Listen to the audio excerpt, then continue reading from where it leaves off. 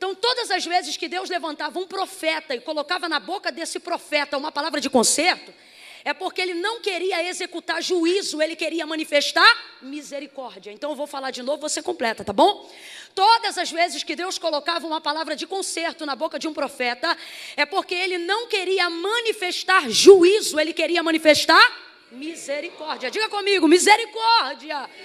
Não fale como se não precisasse, diga misericórdia. Misericórdia, Senhor.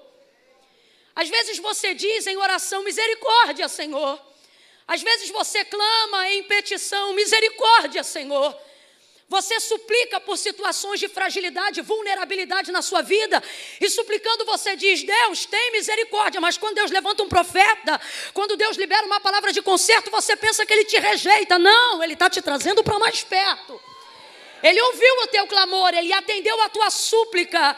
Ele está compreendendo a tua petição, Ele está entendendo a tua emergência, Ele está ampliando o seu senso de urgência para aumentar o seu senso de dependência. Quando Deus ouve uma oração, uma petição de misericórdia, Ele não te cobre apenas com elos de amor, mas para provar que ama, Ele não te esconde apenas, Ele te apacenta. Se preciso for, Ele quebra a tua perna direita, como faz um pastor, quando percebe que a ovelha está se desviando do rebanho. Mas, infelizmente, a verdade é que as pessoas associam palavra de conserto, de disciplina e de exortação a pessoas que não são batizadas no batismo do amor. Ah, fulano só anda com a ripa na mão. Ah, o outro só dá surra nos outros. Ah, o outro vive com a espada desembainhada. E a pergunta é, aonde estaria a noiva se não fossem os seus profetas? Quando o Senhor levantou a Jeremias, ele disse assim, Senhor, eu sou uma criança. E ele não era, ele era um homem, mas ele está falando sobre a sua capacidade ante a responsabilidade do ministério profético.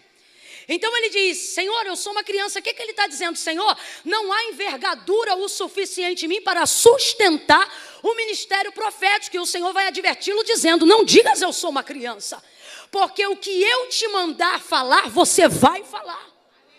Então, quando Deus seleciona alguém, quando Deus levanta uma pessoa e entrega em sua boca uma palavra profética, Deus não está olhando a aptidão dos seus dons ou a envergadura da sua eloquência, do seu vernáculo, da sua oratória. Deus está avaliando sua capacidade de obediência.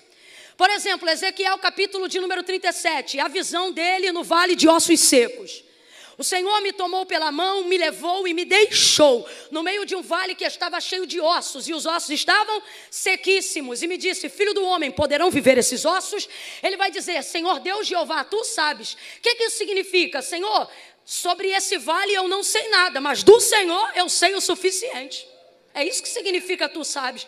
Ele não vai inventar uma história sobre o vale, ele não vai inventar uma interpretação sobre o vale, porque um profeta chamado por Deus não inventa. E aí ele diz assim, filho do homem, profetiza sobre este vale.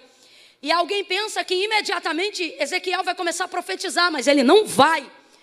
Quando ele diz, filho do homem, profetiza sobre este vale, ele não vai falar nada até que Deus lhe diga alguma coisa. E então, você vai ver escrito lá no capítulo 37, o Senhor começa a liberar a palavra, vento dos quatro cantos, e aí ele repete, vento dos quatro cantos. E dizia o Senhor, sopra sobre este vale. E Ezequiel repetia, sopra sobre este vale. Isso aqui ensina pra gente que o profeta não tem que ser bom de interpretação, de revelação. Ele não tem que ser aquela pessoa que tem um sonho sobrenatural por semana e tem que passar a semana inteira tentando discernir esse sonho para impactar a vida das pessoas com alguma revelação. Isso aqui mostra pra gente que profeta não pode se associar a sentimentos pessoais. Se fosse uma questão sentimental, Ezequiel no meio daquele vale só sentiria medo. Imagina um monte de crânio para tudo que é lado, um vale escuro, sombrio, com uma ossada toda seca. E outra coisa, o texto diz que a mão do Senhor levou ele lá, tomou, levou, mas não ficou, deixou. A mão do Senhor deixou ele lá e depois ele só ficou com a voz. E isso fala muito sobre o nosso ofício profético. Muitas vezes a gente não vai ver o braço de Deus nos movendo nas circunstâncias desfavoráveis. E aí, Camila, vai desgraçar tudo? Deus está dizendo, quando você não vê a minha mão mexendo, não se assusta. Enquanto você estiver ouvindo a minha voz, vai ter vida no vale, voz no vale, certeza no vale, anúncio no vale, pregação no vale, louvor no vale, discernimento no vale, revelação no vale. Desde que você seja o quê? Um máximo? Não. Desde que você seja obediente à palavra que você está ouvindo. Ezequiel não inventou uma profecia, por isso o texto diz, e falei como ele me deu ordem. Então quem é Ezequiel? Um inventor ou um anunciador? Não, ele é alguém que tem capacidade de repetir com fidelidade aquilo que Deus já disse. Camila, então quem é um profeta? Deus te trouxe aqui para dizer, você é profeta. Quando abre o Salmo 91 e estando numa situação difícil, ao invés de dizer, Deus, faz o seu espírito descer aqui e me dá coragem, me dá unção, não, você é profeta quando ainda que no escuro, ainda que com medo, você abre a sua Bíblia dentro da sua casa e começa a andar, repetindo com fidelidade, aquele que habita no esconderijo do Altíssimo, a sombra do Onipotente descansará.